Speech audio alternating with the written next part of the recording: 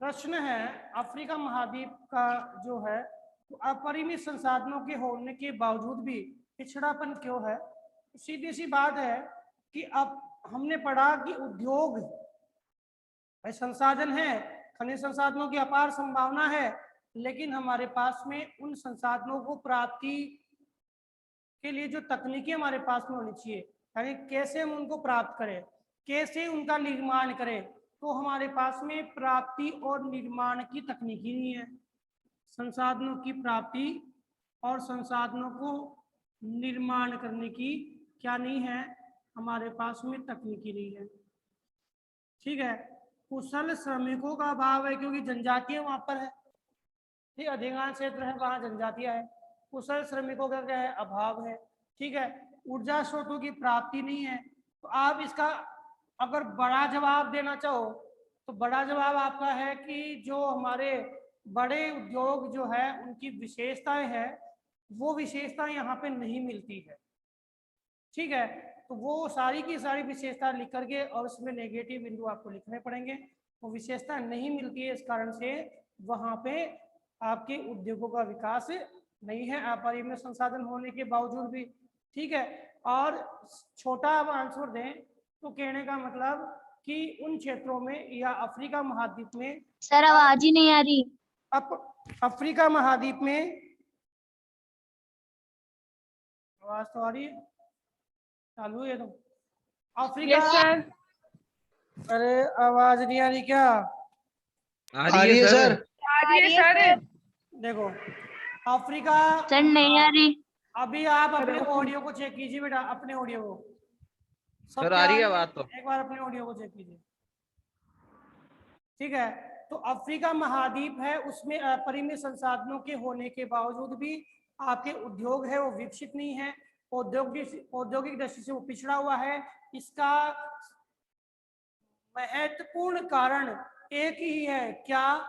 औद्योगिक विकास की संक्रियाएं वहां पर नगण्य हैं, औद्योगिक विकास वहां पे शून्य है, क्योंकि उद्योग को चलाने के लिए आवश्यकता मूलक जो विशेषताएं हैं, ये आवश्यकता मूलक स्रोत है, उनका वहां अभाव पाया जाता है। ये आप यूं भी समझ सकते हो कि कोई उद्योग है, उस उद्योग में आपके पास में कच्चे माल के स्रोत बहुत सारे पड़े हैं साहब, आपके पास में कच्चे माल के स्रोत हमारे पास बहुत सारे हैं, लेकिन बनाने वाला कोई श्रमिक नहीं है, ऊर्जा स्रोत हमारे पास नहीं है, टेक्नोलॉजी का अभाव है, तो कच्चे माल के स्रोत पड़े पड़े रहेंगे, उनसे कोई निर्माण नहीं हो सकता। और ये बात ध्यान रखना, जब तक निर्माण नहीं हो सकता तब तक उद्योगों का विकास भी नहीं हो सकता, क्योंकि उद्योग का विकास तभी संभव है जब उसमें प्रोडक्शन हो जाए और प्रोडक्शन बाजार तक चल जाए। आप अकेले बिना बाजार प्रोडक्शन करोगे तो भी विकास नहीं है। कितने दिन प्रोडक्शन कर लेंगे हम लोग, कितने दिन निर्माण कर लेंगे, अंत में हमें वह कार्य बंद करना ही पड़ेगा अगर बाजार में उसकी मांग नहीं है। तो बताओ समझ में आ गया कि बेटा? Yes sir. परसों या समझ में आ गया क्या? Yes sir. ठीक है, कि अपरिमित संसाधन होने के बावजूद भी वहां पे उद्योग को विकसित करने के लिए आवश्यकता मूलक जो कारक है वो नहीं पाए जाते, इस कारण से वहां विकास, औद्योगिक विकास वहां पे नहीं मिलता है। अब हम बात करें नेक्स्ट जो हमारा लेसन है उसकी, एक मिनट में देख रहा हूं।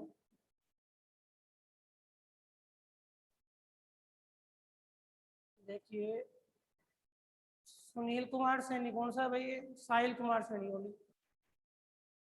साहिल कुमार सैनी, साहिल।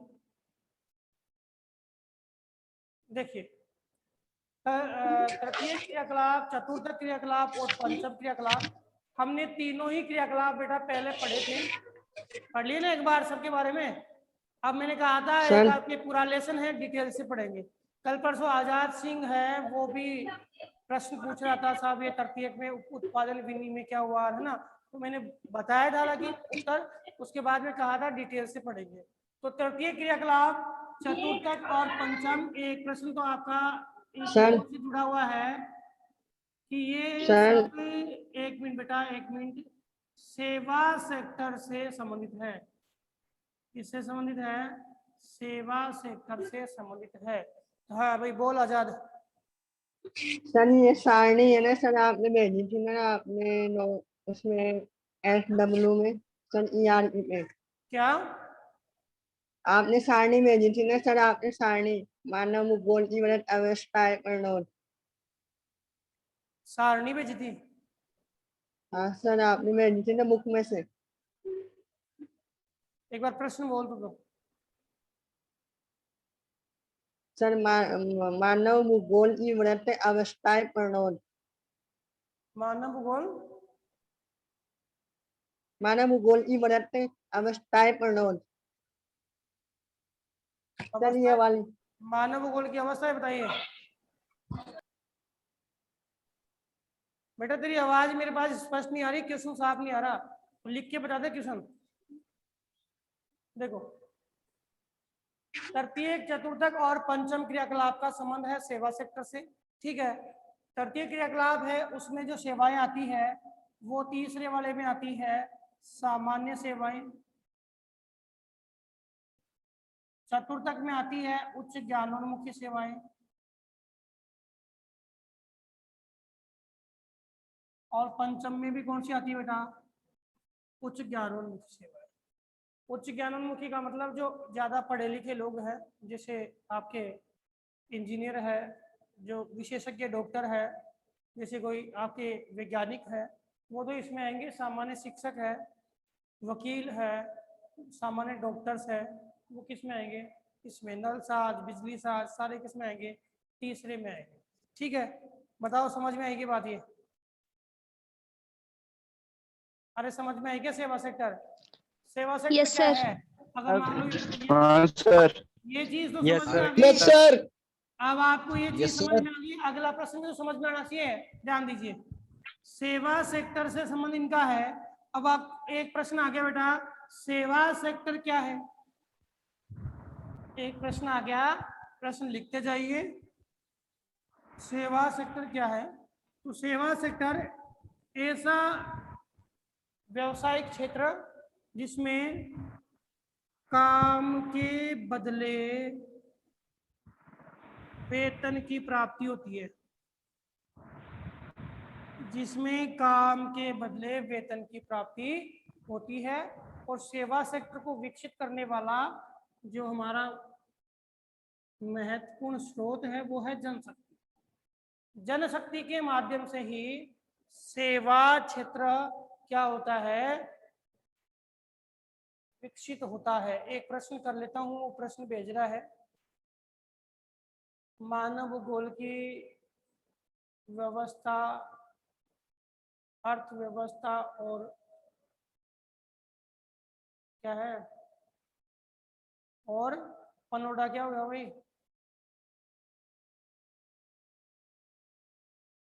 अब आजाद समझ में नहीं आया तेरा प्रश्न।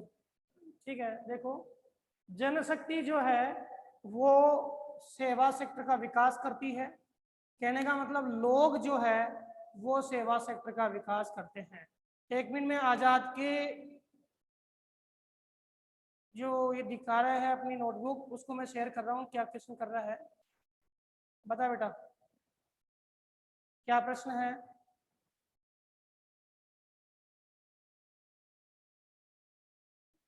अब बोल प्रश्न, कौन सी लाइन है?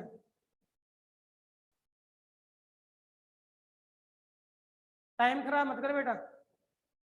हाँ, ये प्रश्न कर रहा है क्या 1950 में स्थानिक संगठन वाला?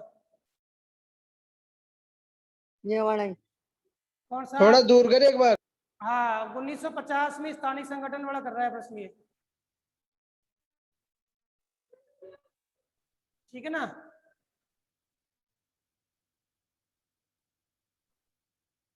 ये सारणी वाला ही प्रश्न करना ना। हाँ, 1960 में बेटा स्थानिक संगठन हुआ था जिसमें जितने भी देश थे वो आजाद हो चुके थे। और उन देशों ने क्या किया, अपने जो भी परिसीमित क्षेत्र थे यानी उनकी सीमाएं थी उनका निर्धारण किया था। और उन्होंने अपने सीमाओं का निर्धारण करके अपने राष्ट्रों को जो है सीमा क्षेत्र निर्धारित करके राष्ट्रों को स्वतंत्र राष्ट्र घोषित किया था। लगभग विश्व के सारे देश आ गए। और क्या किया उन्होंने, मानचित्र बनाया। बेटा वो मानचित्र किसके आधार पर बनाया था? कंप्यूटर के आधार पर। किसके आधार पर मानचित्र बनाया था? कंप्यूटर के आधार पर मानचित्र बनाया था। सारे देश स्वतंत्र हो चुके थे और उन्होंने कंप्यूटर के आधार पर मानचित्र बना लिया। इसके बाद आपके मात्रात्मक क्रांति आ गई थी। हालांकि हम बात करें पूरे हम भूगोल के संदर्भ में मानव भूगोल की डिटेल को देखें तो यहाँ पे मात्रात्मक क्रांति तो 1950 से आ गई थी आने में, लेकिन इसका विकास जो है मुख्य है वो 1970 में हुआ। 1970 में हुआ। ठीक है,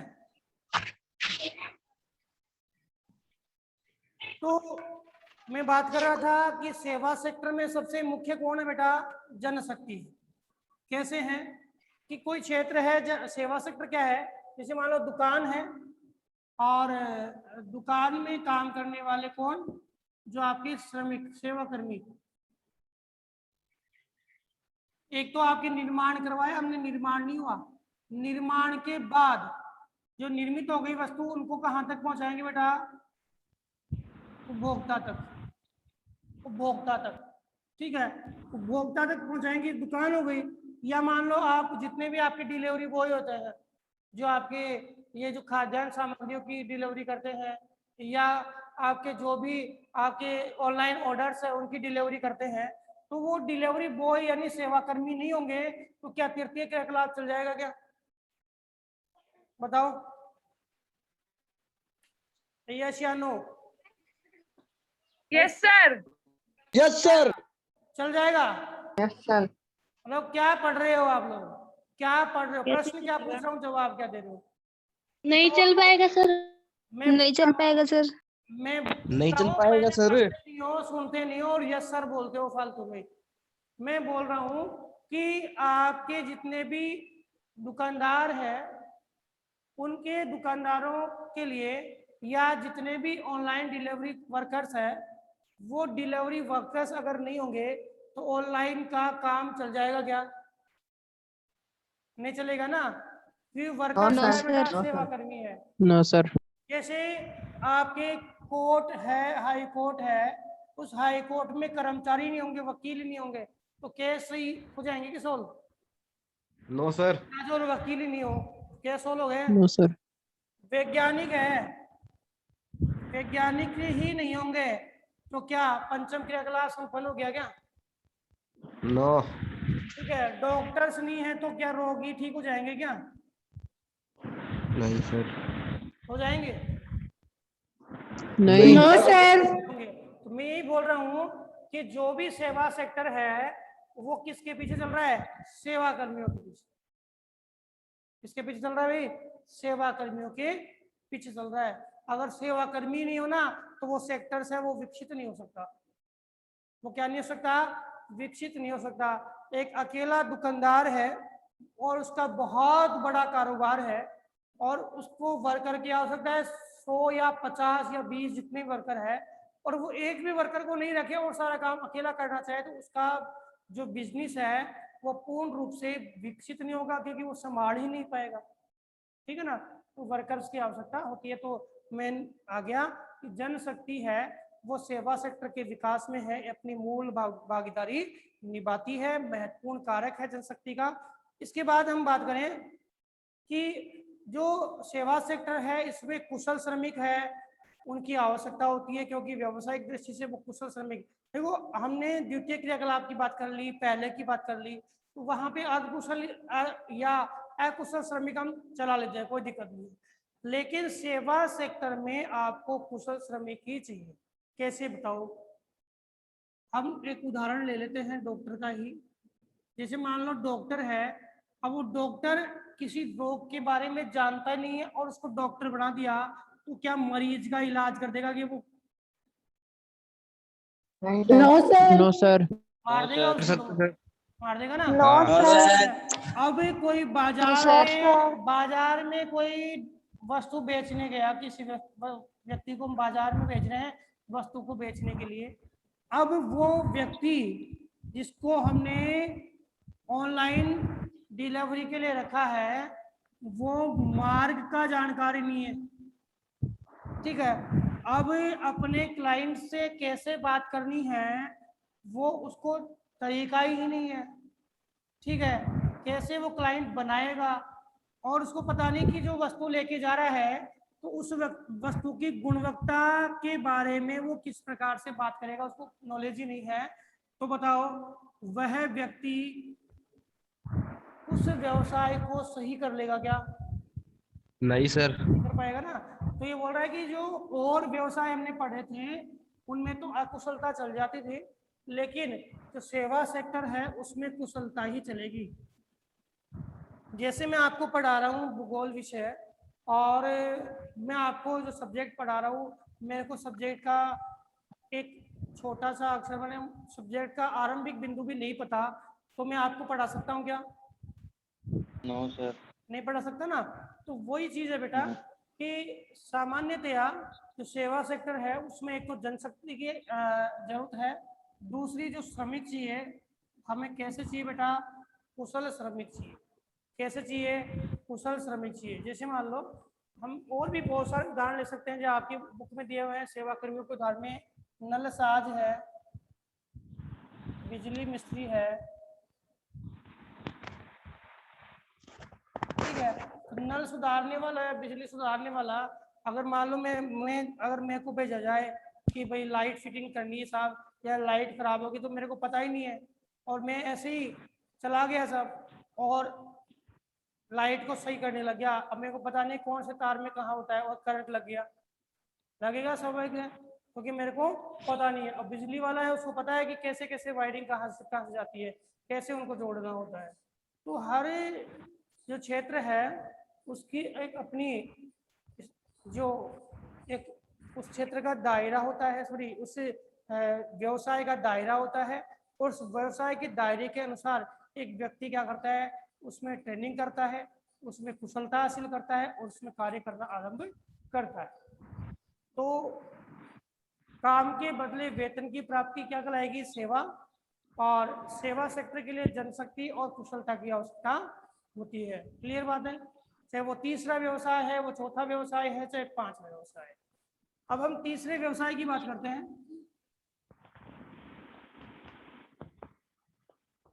देखिए तृतीय क्रियाकलाप, हमने 2-3 प्रश्न पढ़े हैं भाई, तो यहाँ से प्रश्न आते भी हैं। पहला प्रश्न तो है कौन से सेक्टर से भाई संबंध इसका? सेवा सेक्टर से। पहला प्रश्न तो ये बना आपका। दूसरा प्रश्न बनता है तृतीय क्रियाकलाप में कौन कौन सी सेवाओं को शामिल किया जाता है या संबंध किससे है? तो इसका संबंध है उत्पादन व विनिमय से। इससे है उत्पादन से और विनिमय से। उत्पादन की बात मैंने पहले भी कही थी, इसमें आपके मूर्त वस्तुओं का उत्पादन शामिल नहीं किया जाता। समझ में आ रही बात?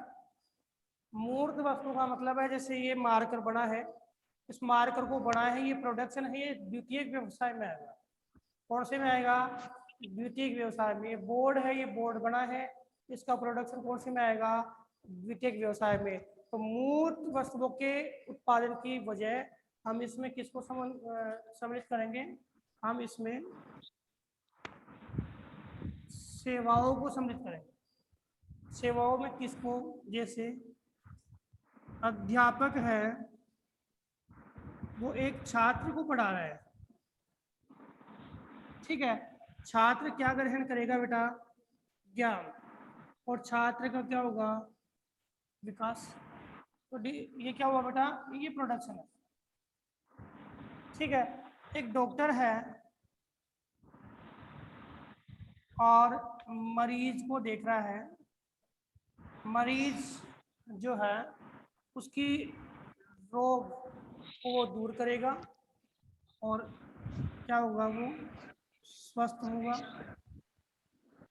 रोग क्या होगा, दूर होगा, और उसका क्या होगा, विकास। तो ये रूपरेखा इसमें आती है बेटा प्रोडक्शन में।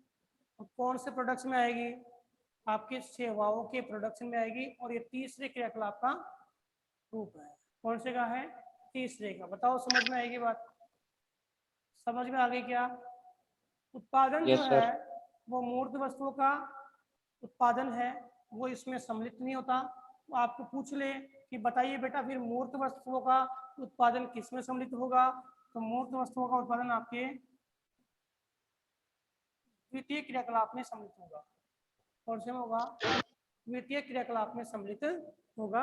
इसमें केवल आपके सेवाओं से जुड़े हुए उत्पादन को हम सम्मिलित करेंगे। ठीक है,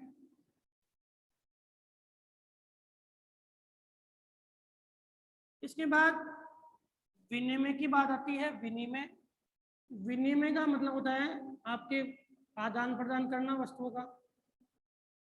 आदान प्रदान बोल दो, क्रय विक्रय बोल दो। ठीक है, विनिमय तो यह है वस्तुओं के बदले वस्तु देना या काम के बदले वेतन देना। ये जो क्रिया है वो किससे जुड़ी हुई है, आपके तीसरे क्रियाकलाप से जुड़ी हुई है। तो उत्पादन और विनिमय को हम किस में सम्मिलित करते हैं, तृतीय क्रियाकलाप में। तो बेटा प्रश्न लिख लीजिए, उत्पादन और विनिमय का संबंध है।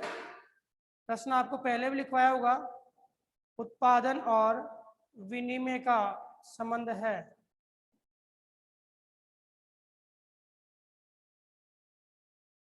लिख लिया? तो बताओ किससे है? अरे किससे है बेटा? तृतीय क्रियाकलाप। हाँ, तीसरे से। पहले भी लिखवाया होगा। Yes sir. ठीक है, अब आपको पूछ लिया बेटा तृतीय क्रियाकलाप है उसके कुछ उदाहरण दीजिए। कौन कौन से लोग हैं वो तीसरे से जुड़े हुए हैं? तो आप उदाहरण दे सकते हो, एग्जाम्पल दे सकते हो। जैसे आपके नल साज है, पूछ लेता है कई बार उदाहरण। बिजली मिस्त्री है, अध्यापक है, वकील है। ठीक है, वकील आ गया परामर्शदाता, अध्यापक है, वकील है, डॉक्टर है। सामान्य डॉक्टर ही आएंगे, विशेषज्ञ नहीं आता, विशेषज्ञ चौथे में चला जाएगा। ठीक है, डॉक्टर है। ये सारे आपके क्या है, तीसरे क्रियाकलाप के उदाहरण है। कौन से के बेटा, तीसरे क्रियाकलाप के उदाहरण है। समझ में आ गया? देखिए अगला अपना बिंदु आता है कि देखो यहाँ पे एक आपके एक शब्द है कि तीसरा क्रियाकलाप होता है वह विशिष्टीकृत कुशलताओं का अनुभव और ज्ञान पे निर्भर करता है। ये शब्द बिल्कुल ध्यान रखना। तृतीय क्रियाकलाप, ये मैंने आपको पहले ही बता दिया, बस बुक का एक शब्द बोल रहा हूं। तृतीय क्रियाकलाप विशिष्टीकृत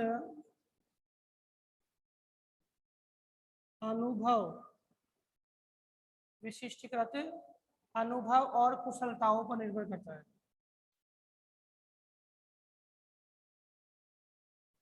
और निर्भर करता है, ये चीज मैंने बताई आपको अभी, समझाई ना पहले कि अगर कुशलता नहीं है उसके अनुसार तो क्या हो जाएगा, कुशलता नहीं है तो क्या होगा, वह उस क्रियाकलाप को नहीं कर पाएगा, उस व्यक्ति को वो क्रियाकलाप छोड़ना पड़ेगा। अगर कुशलता है तो आगे चल जाएगा, और कुशलता नहीं है तो नहीं चल पाएगा। जैसे कोई व्यक्ति है बनना चाहता है क्या, किसी भी स्टूडेंट के ऊपर ले लीजिए। कोई स्टूडेंट है वो आप आर्ट्स पढ़ के 11th क्लास के बाद, और आपका सपना IAS बनने का है, और आपको साइंस पढ़ा के और इंजीनियर बनाने की तैयारी में लगे घर वाले। ठीक है, तो आपकी स्ट्रेटजी उस एजुकेशन में नहीं आएगी आप उस एजुकेशन के और अग्रसर नहीं होंगे तो क्या होगा, आप अपनी गुणवत्ता को, कुशलता को खो दोगे। और आप उस व्यवसाय में अगर गलती से आप पढ़ पढ़ के इंजीनियर बन भी गए तो उस व्यवसाय में आप क्या है, आगे बढ़ने के लिए सक्षम नहीं होंगे। सक्षम हो रहे हो, पढ़ लिया भाई, सक्षम तो हो गए, लेकिन आप कुंठित रहोगे। क्या रहोगे? कुंठित रहोगे। तो आप कौन से क्षेत्रों की कुशलता को ज्ञात करोगे? जिस क्षेत्र में आपको इंटरेस्ट है। ठीक है, कोई जिसे कोई XYZ कोई भी व्यक्ति है जिसको जिस क्षेत्र में इंटरेस्ट है, वो उस क्षेत्र के अनुभव को प्राप्त करके और उसकी जो कुशलता है उसको प्राप्त करके वो आगे से आगे बढ़ता रहता है। और अकुशल व्यक्ति को अगर हम किसी भी सेक्टर में डालते हैं तो व्यक्ति काफ़ी दिनों तक नहीं रह सकता। अगर वो हो सकता है मेहनत कर ले तो एक आधा व्यक्ति निकल जाता है, लेकिन अधिकांश व्यक्ति नहीं रह सकते। कुछ चीज़ें हैं बेटा, जैसे मान लो कि बिजली मिस्त्री नहीं है वो, लेकिन हमने उस लाइन में डाला है, वो सीख जाएगा धीरे धीरे, लेकिन उसको सीधा ही डॉक्टर बना दिया तो क्या करेगा? अरे बिजली मिस्त्री तो सीख जाएगा, डॉक्टर थोड़ी सीख जाएगा काम। हाँ, बिजली मिस्त्री तो मान लो कि लाइट का उपकरण है, कोई खराब हो गया दूसरा आ जाएगा। लेकिन कोई व्यक्ति है और वो उस डॉक्टर के पास चला ही गया तो जिंदगी दोबारा थोड़ी आएगी। No sir. तो यही बोल किसी भी व्यवसाय में उसमें कुशलता का होना आवश्यक है। बिना कुशलता के व्यवसाय है वो न तो आगे बढ़ पाता है, न ही उस व्यवसाय में हम रहकर अपना विकास कर पाते हैं। दोनों ही बातें सामने आती हैं। अब आपके बुक में सारणी दी हुई है, वो सारणी हम देखते हैं। तृतीय क्रियाकलाप जो है उसके प्रकार दिए गए हैं। तृतीय क्रियाकलाप के प्रकार हैं।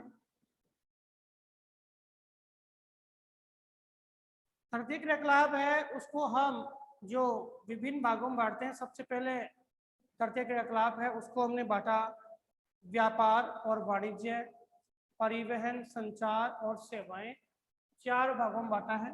सामान्य बात कर लेते हैं, फिर एक एक को पूरा डिटेल से समझेंगे।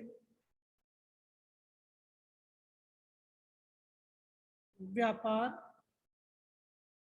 या वाणिज्य, दूसरा है परिवहन,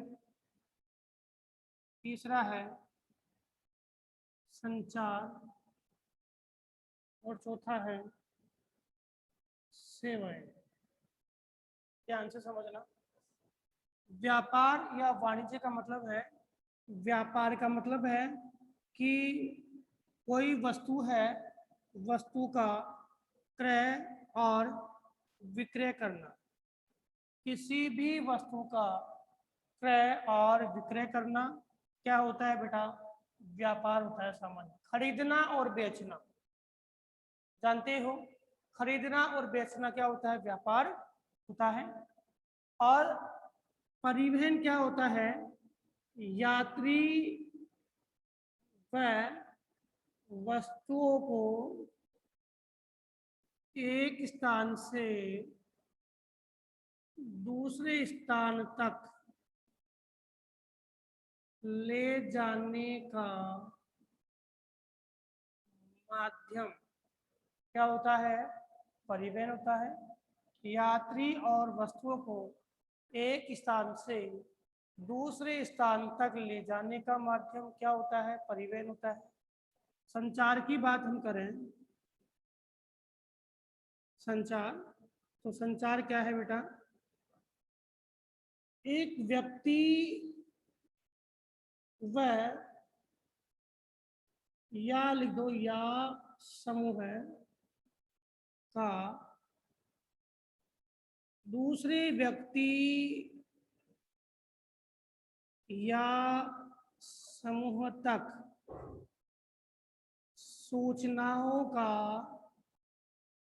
आदान प्रदान करना, ये क्या होता है?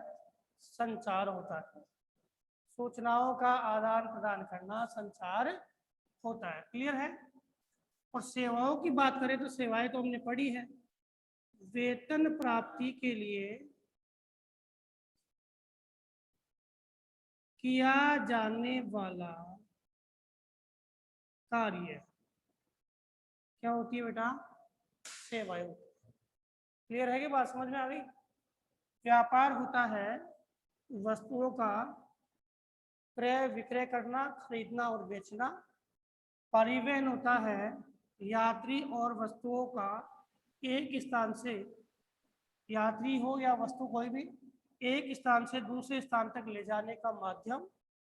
संचार होता है एक व्यक्ति या समूह का दूसरे व्यक्ति या समूह तक सूचनाओं का आदान प्रदान करना। और सेवाएं होती है वेतन प्राप्ति के लिए किए जाने वाला कार्य। क्लियर है? तो यस या नो बोल दिया करो, तुरंत उतार लीजिए जल्दी से, है ना। इसके बाद हम पहले व्यापार और वाणिज्य समझेंगे। 5-10 मिनट का समय है अपने पास। भैया आप ऐसे बुद्ध की तरह मत बैठा करो, यस या नो का जवाब दिया करो। Yes, sir. समझ में आ गया? Yes sir. सारे ही बोलोगे एक साथ। Yes, sir. उतार लीजिए, फिर एक स्टार्ट करें। मिटा दूं बाकी सारा? Yes, sir. Yes, sir. Sir. ठीक है, यस सर। ओके। हम बात कर रहे हैं व्यापार या वाणिज्य। व्यापार की बात हमने अभी तो कर ली थी भाई, क्रय करना और विक्रय करना, सीधी सी बात है। अब क्रय और विक्रय कहाँ करने जाओगे? तो जहाँ पे आप वस्तुओं को खरीदते हो या बेचते हो उसको हम सामान्य भाषा में बाजार कहते हैं। क्या बोलते हैं? बाजार कहते हैं। बड़ी तादाद में वस्तुओं को बेचना या खरीदना है, उस बाजार केंद्र को हम व्यापारिक केंद्र भी कह सकते हैं। आपकी बुक में शब्द बाजार की जगह क्या है बेटा? व्यापारिक केंद्र है। उस पर ज्यादा कॉन्सेंट्रेट करना। बाजार केंद्र ही व्यापारिक केंद्र है। ठीक है। आप कहीं भी मंडी में जा रहे हो, आपको कोई वस्तु खरीदनी है, किसी दुकानदार को वस्तु खरीदनी है, और वहां जाकर के वो केंद्र हो गया जहां हमें पता है कि हमें ये वस्तु उस जगह जाकर के मिल जाएगी। ठीक है, ये बाजार केंद्र ही क्या है? व्यापार केंद्र है। बाजार केंद्र को हम देखो, पूरे विश्व में 2 ही बस्तियां है, बस्तियां यानी सेटलमेंट 2 ही प्रकार के, तीसरा कोई सेटलमेंट ही नहीं है। एक तो आपके रूरल है और एक आपके अर्बन है, यानी आपके एक तो ग्रामीण है और एक कौन सा है? शहरी है। तो व्यापारिक केंद्र भी 2 ही है। व्यापारिक केंद्र भी कितने हैं? 2 ही है। एक तो है आपके ग्रामीण व्यापारिक केंद्र, याद करना बेटा ये चीज, और एक कौन सा है? शहरी व्यापारिक केंद्र।